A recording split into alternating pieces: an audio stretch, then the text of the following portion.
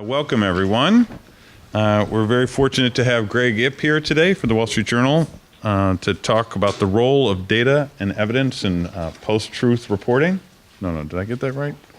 In post-truth reporting. In the era of fake news. In the era of fake news. Yes.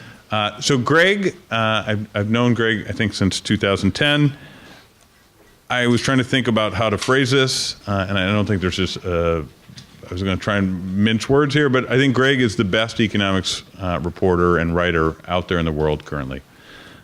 He is, there's a difficult thing to come up with a metric. I'm most comfortable with metrics for things. But one metric that I think helps illustrate that is there's no one else whose work I read where I consistently am surprised or don't know what the answer is before I read it. And I think that is a hallmark of his commitment to facts and truth. And it's reflected in his kind of illustrious career. He's the chief economics commentator for the Wall Street Journal. He's a former economics editor for The Economist, the U.S. economics editor. He's won or shared several prizes for journalism, including being part of the team that won a Pulitzer for the Wall Street Journal's coverage of the September 11th terrorist attacks. More recently, he and several colleagues were awarded the Sigma Delta Chi Award for non-deadline reporting by the National Press Club. And he's the author of at least 2 books, The Little Book of Economics, How the Economy Works in the Real World, and Foolproof, Why Safety Can Be Dangerous and How Danger Can Make Us Safe. I just also wanted to add, over the years, I was trying to remember all the conversations that Greg and I have had. And I think we've talked about the U.S. budget. We've talked about energy efficiency policy, CAFE standards, social cost of carbon, regulatory policy, on and on and on. Now, when we talk, it's usually, it tends to be in areas that, at least in principle, I know something about. And so, but what I've been surprised by, even though those are all areas where I've spent lots and lots of my life researching and thinking hard about, in every single one of those conversations, Greg either asked me a question that I wasn't expecting or I didn't know how to answer, and caused me to think harder and sometimes say, I don't know the answer, Greg, let me go back and do a little work and try and get you an answer. So it's a great pleasure to have someone who is as deeply committed to facts and truth as we all try to be here every single day. And let me turn the floor over to Greg. Thank you, Greg. Thank you very much, Michael. And can you all hear me okay? Okay. And it is an honor to be speaking here. Michael, thank you very much for inviting me. It's true. Michael and I have been talking back and forth for years, and I learned so much when I call Michael. And so it was a pleasure for me to come and talk to some of his students here. One of the privileges of when you get to my age is I get to basically lecture to a bunch of people who are much smarter than I am, but unfortunately are much younger. So you have no choice in the matter. In fact, my one call out to the great Milton Friedman, whose name, of course, christens this event, is that he said there's no such thing as a free lunch. So I'm going to make you actually work for that food in front of you. There will be audience participation today. You will not be quizzed on the outcome, but you will help me. But perhaps one day you will find your way into a published paper. So the first question is okay, here is the first question. And there are no right answers. But on Friday, the federal government announced that the unemployment rate in October was 4.1%. I'd like a show of hands now on how many people believe that that is probably a relatively good, trustworthy statement about the unemployment in this country. Everybody who believes that that is probably an accurate, roughly accurate, trustworthy statement. I don't mean precise to the 100th decimal, but it was arrived at in a rigorous way and it's probably the best we can do. How many people? Okay, 1, 2, 3, 4, 5, 6, 7, 8, 9, 10, 11, 12, 13, 14, 15, 16, 17, 18, 19, 20, 21, 22, 23, 24, 25, 26. Okay, 26 say yes. Who believes that it is not? 1, 2, 3, 4, 5, 6, 7, 8, 9, 10, 11, 12, 13, 14, 15, 16, 18, 19, 20. Holy cow. I did not expect that outcome. Well, the reason I find that interesting is because last fall there was a poll that was done by Marketplace Edison Research, and the question people were asked was, how much do you trust federal economic data, such as data about the unemployment rate in the country? And approximately 40% of people said that they either had no trust whatsoever or they only had not very much trust. And 25% of respondents said they had no trust whatsoever in federal economic statistics, which to me was a mind-blowing figure. In fact, even more interesting is when you ask people by party affiliation, 48% of people who plan to vote for Donald Trump did not trust those numbers, whereas 5% of people who plan to vote for Hillary Clinton didn't trust those numbers. Now, why do I think this is interesting? Because I'm an economics journalist, and economics and journalism have something in common, which is that we're mostly trying to take information and data out there and explain it, help people decide what the world is like and what to do about it. But it is increasingly difficult, I'm finding, in today's atmosphere to establish a common basis of fact on which for us to have these debates and answer these questions. Political polarization, fake news, echo chambers, they've all posed serious challenges to what we do. With cable TV and the internet and social media, you can now basically sequester yourself in your preferred information environment. It leads me to sort of I've been thinking about, and one of the reasons I was glad to come and speak here is it forced me to confront two sort of existential questions that I've been thinking about. One is, how do we know what we know, and why do we believe what we believe? And these are different questions, because when I think of what do you know, it's about the facts out there. All right, it's 46 degrees in Chicago today. It's a little bit cooler than normal, but it's 46 degrees out there. That's a fact. Most people will agree on that. Now, why is it a little bit cooler than normal? Is that normal cyclical variation? Or is that proof that all the hype about global warming is false?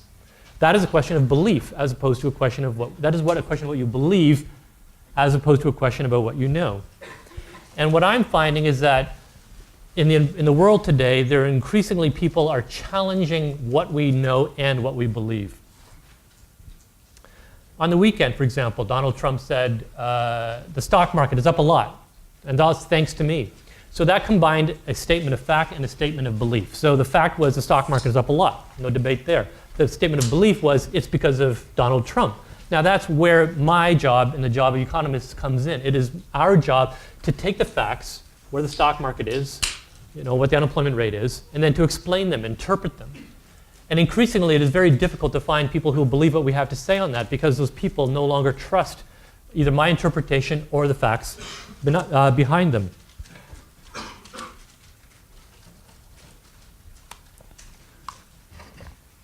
I think this is especially important in the field of economics where you're studying, and for people like me in journalism, and by construction, those in economics journalism. Because economics kind of has a special mission in the social sciences. It's not just any old social science, right?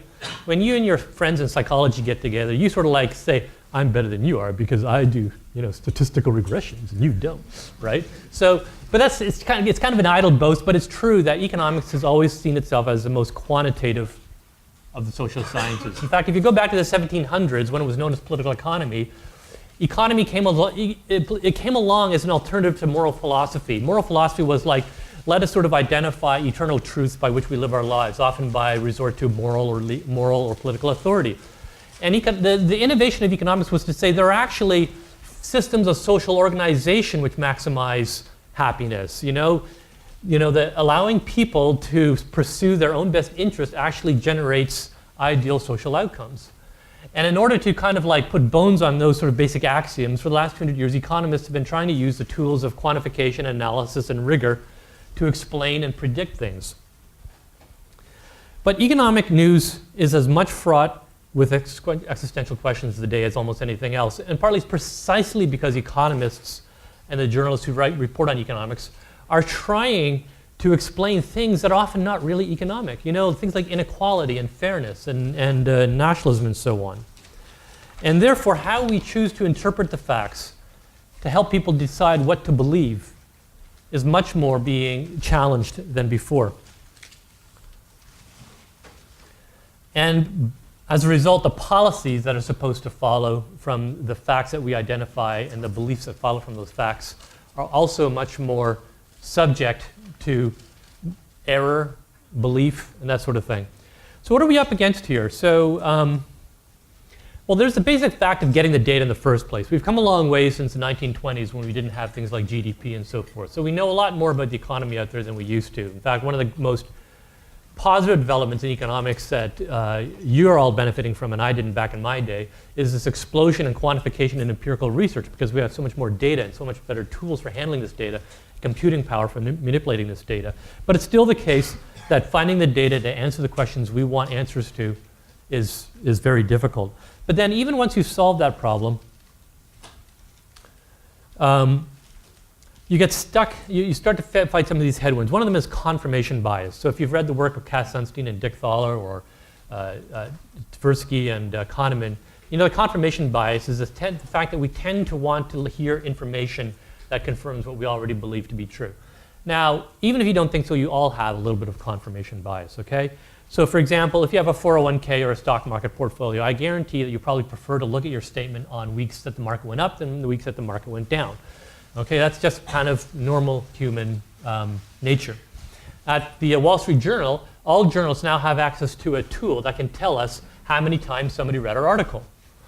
And I guarantee that most of my colleagues, like me, only look at it when we think our article got a lot of readers. And when I'm pretty sure it didn't get a lot of readers, which is unfortunately a very large number of weeks, I prefer not to check. That is confirmation bias. But confirmation bias sneaks into all aspects of our lives. For example, people who did not like having Barack Obama as their president were less willing to believe good economic data than people who were happy to have Barack Obama as their president. That is a form of confirmation bias. And that becomes sort of like, in my view, like tied into something else, which is what I just call tribalism. This belief that what you believe flows from the tribe that you belong to.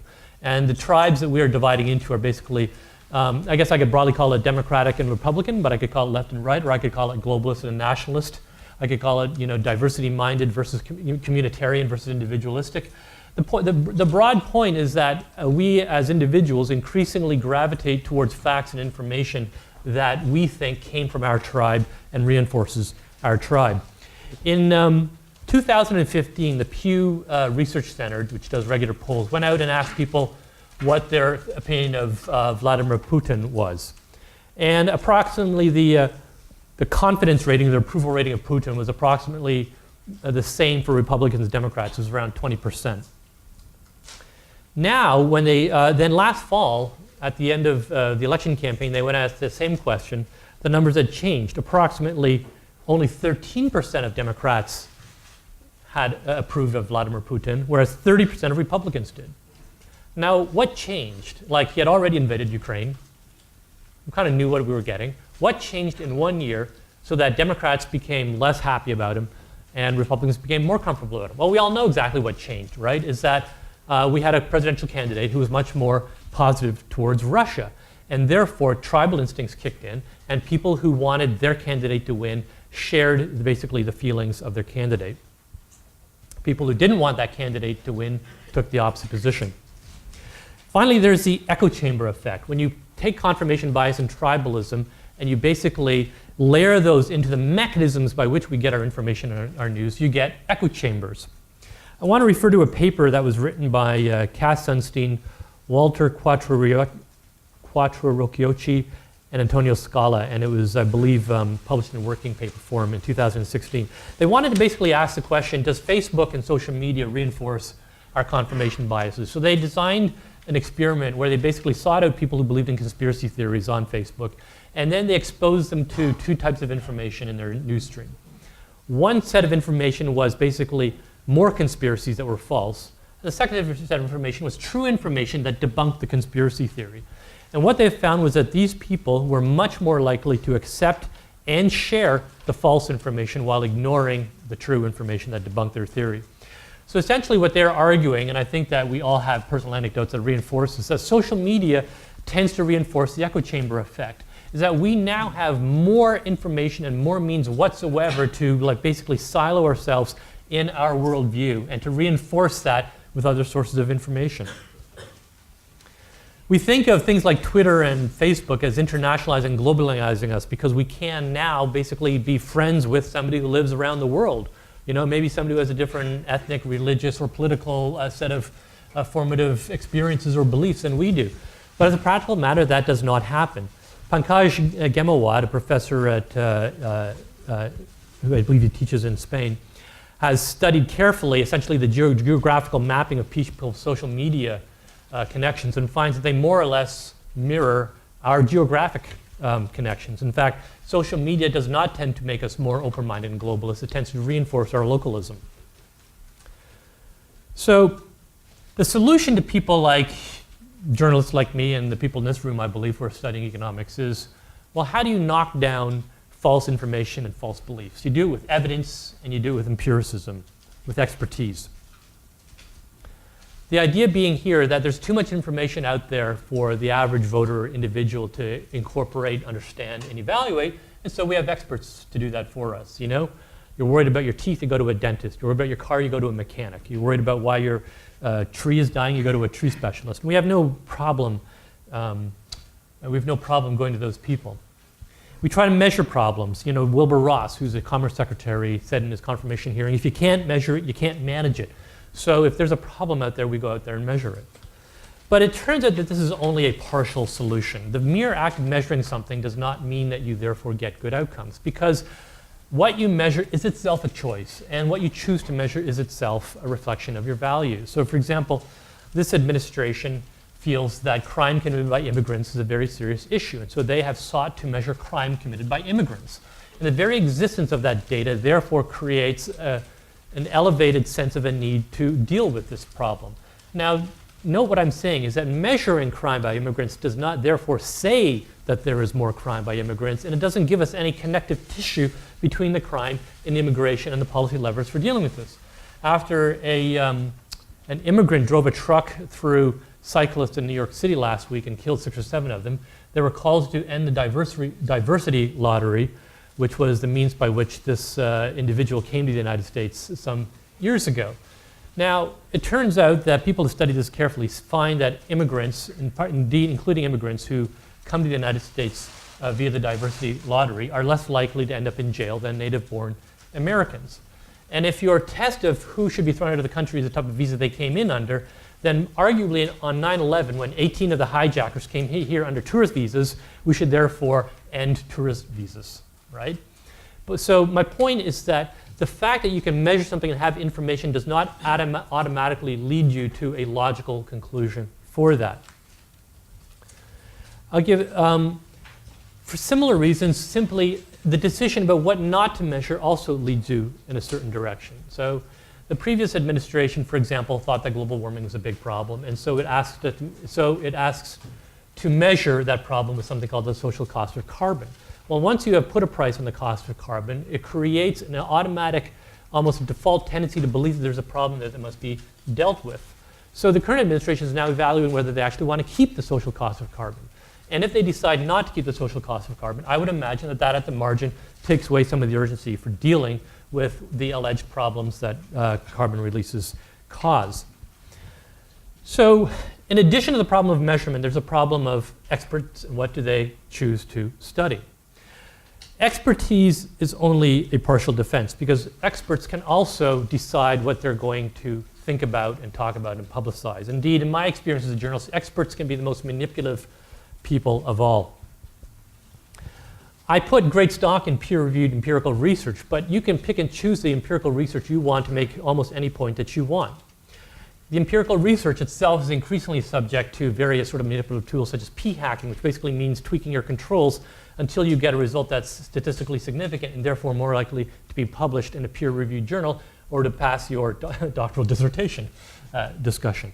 So these are all ways of saying is that simply resort to expertise and evidence is not a full answer to the problem of dealing with conflicting belief systems out there. There's a study done of thousands of papers on climate change. One scholar did a meta-analysis of all these papers and found that 75% supported the consensus on man-made climate change. A different scholar did a meta-analysis of the same papers and found that only 1/3 did. I know what concerns. So one of the issues that you have to deal with, a guy like me who's trying to cover expertise and opinions on this, is you have to decide which experts are you going to listen to and how are you going to evaluate what they're telling you. I had an interesting conversation around the time of the election with a conservative economist, a gentleman that I've known for years. I really respect him. I know what side of the political spectrum he's on, but nonetheless, and so I take that for what it is. And he had a very funny line for me. He said, you know, if Clinton were elected president, I know that she would appoint a lot of brilliant economists that I really respect, who would then go on to justify a lot of policies that I hate. And I thought it was a good line, because we know, everybody who's done policy for a living knows that you can basically, that there's a lot of pressure on you by the person who hired you, whether it's the president or whether it's the company or whatever, that the research that you decide to surface tends to help rather than hurt the cause that they are pursuing in that particular time. So I'm going to use two examples just because I'm an equal opportunity offender here. One from the Obama administration, one from the current administration. So a couple of years ago, the Obama administration's Council of Economic Advisors published a paper on the economic effects of the Affordable Care Act. They argued that evidence showed that that the Affordable Care Act has healthier workers, which is good for macroeconomic outcomes. On the other hand, that evidence that they cited did not include the Oregon Medicaid experiment, which actually found no impact on health outcomes from expanding Medicaid. They find that, they said that the Affordable Care Act expands labor force participation because people have health insurance and they're able to work. They studied a study, two of whose authors worked at the Treasury Department at the time, but that study only applied to children. And of course, the Affordable Care Act was primarily about extending health insurance to adults. And it did not cite other research which has found that the extension of private insurance actually reduces labor force participation. So they talked about research that reduces job lock, which is the tendency of people to stick with the same job because they don't want to lose their health insurance. But they did not mention insurance that finds that once people get health insurance, they drop out of the labor force altogether because having health insurance was the reason they stayed in work. My argument here is not to say that there's anything wrong with the Affordable Care Act and that there was anything wrong with the logic that these authors were using. My point was that they chose the information that reinforced the positive message they wanted for the Affordable Care Act. But let's remember, the Affordable Care Act was not primarily about increasing GDP. It was about increasing the safety net, basically taking away the anxiety that so many American individuals have of losing health insurance and being impoverished by having to recover from a bad health experience.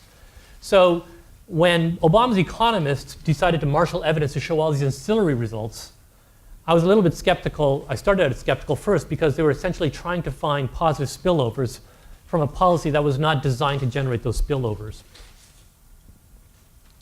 The current Council of Economic Advisors is chaired by a gentleman named Kevin Hassett from the American Enterprise Institute, an individual I've known for many years who I have enormous respect for. I think he's a superb economist. But he now works for an administration that wants to cut taxes. So he recently published a report that cited a variety of studies from which he extrapolated, said that this tax reform can conservatively expected to raise the average household's income by $4,000. So I looked at his research carefully. I looked up the research that he had cited, and I also looked at other research that he did not cite. Now, the most aggressive, so that $4,000 works out to roughly a 5% increase in the average household's income. The most optimistic assumption I could find by a conservative think tank was 4%. And there are some analyses that find 0. So I think a reasonable range for me as basically a layman looking at the literature, 0 to 4% is a pretty good range. So a 5%, it might be plausible, but it is definitely not conservative. And so when I read research from this administration on tax cuts, I'm always thinking, okay, this administration that wants to cut taxes, and I need to keep in mind that is the prism through which the research they cite is going to use. So we're all adults here. We know that there's a variety of information out there that can be used for one point or another. The question is, why does it matter? And does it matter? Does it the fact that there are alternative interpretations of facts or bodies of facts that people want to use, does that ultimately actually make a difference to any of our lives? Maybe it doesn't. You know what I mean? There's a lot of information out there. To give one example, I am pretty sure that Obama would have, and the Democrats would have passed the Affordable Care Act irrespective of what the macroeconomic effects were. And I am pretty sure that this administration would want to cut taxes no matter what number it said would be the result in the household tax paid, sort of the improvement in the wages of the individuals. But that said, I think as an overall statement, I think wanting to know what the independent facts are and then deriving beliefs from those facts rather than having our beliefs determine what facts we're going to look at, I believe produces better outcomes. We know of episodes in US history where an ideological blinkered view of the facts led us to very severe consequences, whether it was the Vietnam War, whether it was the Iraq War. In the case of Greece, for example, this was a country whose statistics were systematically altered and manipulated in order to reduce the apparent indebtedness of that country. And we kind of know what happened to Greece as a result. So these do have consequences. But there's also a more mundane result, which is simply the question of accountability. And I really believe that holding our elected leaders, holding our business leaders, holding ourselves, holding our professors accountable means having an agreed upon set of facts and a way of evaluating those facts. It applies to my profession too, to we as journalists. I think that we have a duty to understand and interpret facts in as unbiased a way as possible to do our job, part of which is holding people accountable. I mean, there was a statement by there was a research more by the Pew that found 3% of right-wing outlets checked Trump statements and 15% of left-wing outlets did. I don't know if they did the same study during the Obama years, but I wouldn't have been surprised if they had and found the numbers were reversed.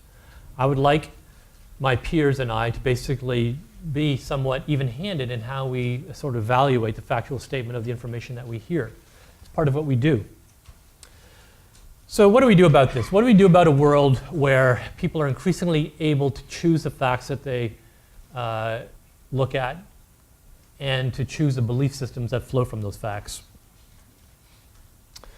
The first question is perhaps the toughest one. It's to ask, what do you really want to know? Do you really want to know the truth? Do you want to expose yourself to the truth even if it's uncomfortable? Do you really commit to opening your 401k every 3 months no matter how badly the market has performed? If your parents die, do you really want to open those love letters that show that one of them might have been unfaithful? Or do you just want to let the truth kind of like alone? And I say that because the truth can hurt. And so the first question is, do we really want to expose ourselves to information that could be uncomfortable? In my jobs in economics journals, I have to accept the fact that I cannot know everything, and so that's why I need to turn to experts to help me out on this. But how do I hold those experts accountable? How do I know what experts to ask? And what do I say to my readers about what those experts say? So I'm going to share with you a few sort of like rules of thumb that I've developed over the years in my effort to try and do a good job here. So audience participation again. Sorry, that free lunch is fading into the background, guys. I'm making you work again. All right, show of hands. I'm going to ask you a question. It's going to be 4 answers. So here's the question, then I'm going to give you a multiple choice response. Does raising the minimum wage reduce employment or hours for lower paid workers? Okay, your choices are A or 1, yes, 2, no, 3, it depends, 4, I don't know. Okay, hands up. Who says yes? 1, 2. Wow, okay. There's no right answer here, by the way. I'm going to actually turn this into a NBR working paper. Who says no? 0, okay. Who says it depends?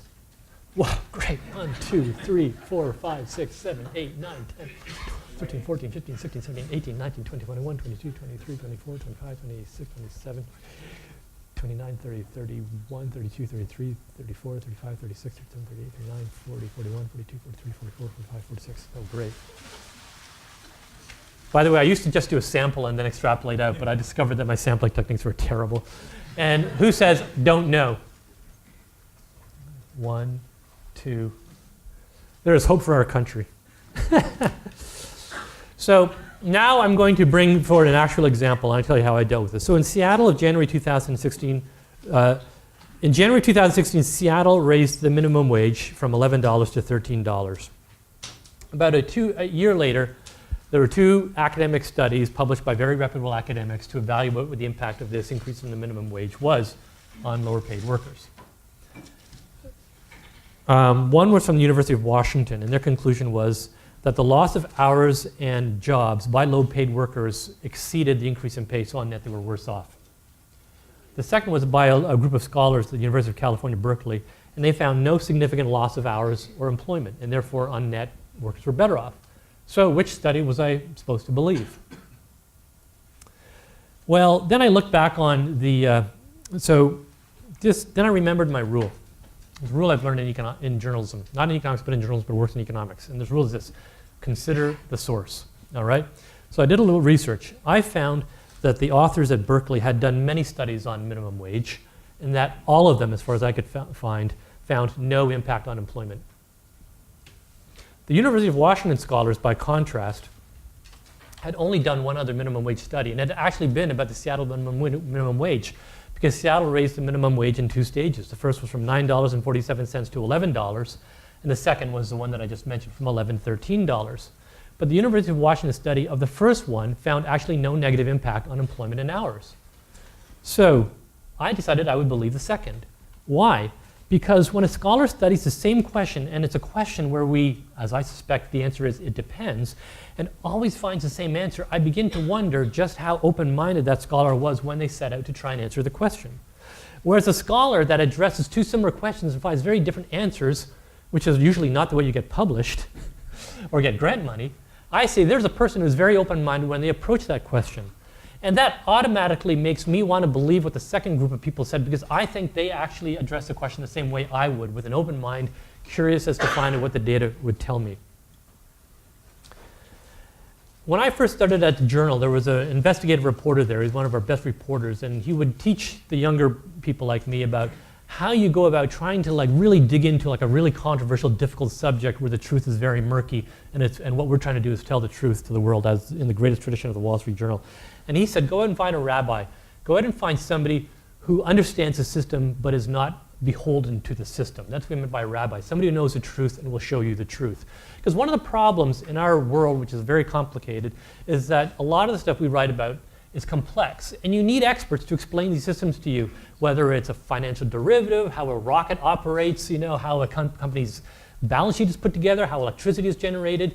But the problem that we always find is that most of the people, most of the experts who understand the system are also beholden to the system. They work for companies, they get their salary, or the professional reputation is derived from organizations or institutions with a vested interest in the outcome. So one of the things that we have to do is find people who are not vested in the outcome. So one of the people I would turn to would be, and I'm not saying this because he said nice things about me, would be Michael Greenstone, who now has left the room. Too bad, because I wanted him to hear this. But Michael Greenstone, in my years of covering economics, is somebody that I have seen publish studies that I knew were very uncomfortable to the people that he worked for, including the President of the United States. And I said, if this is a guy who can publish stuff that is going to hurt his relationship with his boss, this is somebody who I can intrinsically believe is so committed to the truth and the data that as it speaks to him, I intrinsically want to believe what he tells me. It doesn't mean he's right. But starting from the premise that you're trying to seek some positive truth out there, as opposed to reinforce a pre-existing truth, is the first step to getting the story right. How are we doing here for time? Fallibility. I like people to admit that they're wrong sometimes. I don't know of anybody who's always right, but I know a lot of people who claim to always be right, and it's not the same thing. People who can actually admit that, yes, they sometimes are wrong about something, I automatically want to put more weight on that person's opinion. John Maynard Keynes said a famous line. He said, look out the window. In other words, you can have a lot of these great facts and theories and so forth, but sometimes you really need to look out the window and see if the world looks to how is behaving the way you expected it to. So we recently appointed, the President of the United States, Trump, recently nominated a new chairman for the Federal Reserve. In the final analysis, news reports said it was down to two candidates. This guy, Jay Powell, who was an existing governor of the Fed, not economist, actually a lawyer. And the other candidate is John Taylor, who is an economist, a very noted and illustrious economist, who's one of the sort of foundation pillars of new Keynesian economics. Most of you have probably studied his work. You might be working from his textbook and so on. And John Taylor has a view that monetary policy can be mostly guided by a simple rule with three parameters in it. And in 2010, he felt that because the Fed was deviating significantly from this rule, that it was going to cause a very severe inflation problem down the road. Well, here we are, it's 7 or 8 years later, and we do not have a severe inflation problem. But as far as I know, Taylor has not changed his views. One day he might be right. We might have an inflation problem, and we'll wish that we followed his rule. But to me, the fact that he has not changed his views means we need to sort of take that into account when judging the advice that we get from him. And I say exactly the same thing about people on the left. People on the left, for example, who predicted economic Armageddon if Britain voted to leave the European Union or if Donald Trump was elected president. And if they're still predicting Armageddon, I'm going to think twice about how much I'm going to believe that person because they have not marked their views to market. So one of the things I try to do is I look around for organizations that I believe are incentivized not to simply say something provocative or reinforce somebody's priors, but actually get at some notion of positive reality or truth out there. That's why I happen to really like the Congressional Budget Office, because it's nonpartisan by design, and because they really are trying to do a good job and try and get the answers correctly. Now, it's important to understand that unbiased isn't the same as accurate, you know? As you know in statistics, unbiased estimators aren't necessarily accurate. But the first step towards getting good answers is to have unbiased answers. And the CBO is unbiased, in my experience with them. And so I'm automatically going to put more weight on the CBO than I am on almost anybody else because I know that they're trying to actually start from first principles and get at some sort of notion of the truth out there. The Federal Reserve is an organization I've learned to respect for the same reason, is they are trying to really understand what's going on in the economy. They make mistakes. There are people on the Fed with biases. But as an institution, I have found that they as an institution are really trying to figure out what's going on in the economy and do the right thing. Now this may surprise you. Wall Street. I actually find that listening to what Wall Street has to say is very useful. Now that might seem kind of like naive, considering that in Wall Street everybody's out to make money for themselves and no matter what it says. That is true. But what has happened with Wall Street is that people who systematically stick to a wrong view of the world eventually get wiped out and leave the business. Wall Street is very cruel to people who are always fooling themselves. And so I actually like to see how markets behave and how people who are good at understanding the markets, what they have to say about things. Many years ago, I was interviewing somebody on the floor of the New York Stock Exchange who had been very resistant to adopting electronic technology. He used to use pieces of paper. And he said he once actually wrote the number down wrong on a trading ticket and it cost him like $20,000. And I said, has it happened to you since? And he said, nope, you only have to lose money once in order to learn the error of your ways. So that's why I say Wall Street. People can have a lot of opinions, but when it comes to money, they can be surprisingly unbiased. What should we as individuals do to try and sort of like, if we really have decided that we really want to start out from the beginning and actually know what's going on, what the truth is? Well, I would say first thing is to read a little bit. You know what I mean? There's an amazing amount of information out there, and if you actually set out to find the other points of view and the truth, you can find it, all right? If you really want to understand climate change, with a couple of hours on the web, you can actually get a pretty good layman's understanding of what climate change is and how to evaluate some of the competing arguments. None of the economic questions that we're dealing with are so complicated that they are beyond the ability of an average non-economist to understand after a few days of dedicated reading. If you read one of those articles, on an opinion website and you're really enjoying it, that's great. But click on the links. Why do I say that? Because they will often say, and I assert A, B, or C. Here's the link. And you click on it. You discover the link actually does not support A, B, or C. Finally, expose yourself to contrary points of view. Follow people on Twitter that you don't agree with. Read things you don't agree with. Have conversations with friends and relatives who voted for somebody else. And listen to them. Hear them out. I'm going to finish off with a story which might be apocryphal about a journalist who worked at the Wall Street Journal years before I got there. I believe he had retired by the time I got there. And it is said that we all get mail. In the old days it was snail mail. Nowadays it's email. Sometimes it's like on social media from angry readers. And they will accuse you of being corrupt, of being a communist, of being a fascist, of like not knowing anything, of being ignorant, they'll threaten to cancel the subscription or whatever. We all get these sort of like flames and so on. And sometimes your blood boils, you get upset or whatever. This colleague of mine apparently had a standard response to those people. He would write back a letter or an email, and he would say, "Sir," or "Madam, you may be right." And it was a pretty good answer because number one, it was a very deflating, kind of like decompressing kind of statement. And number two, they might be right.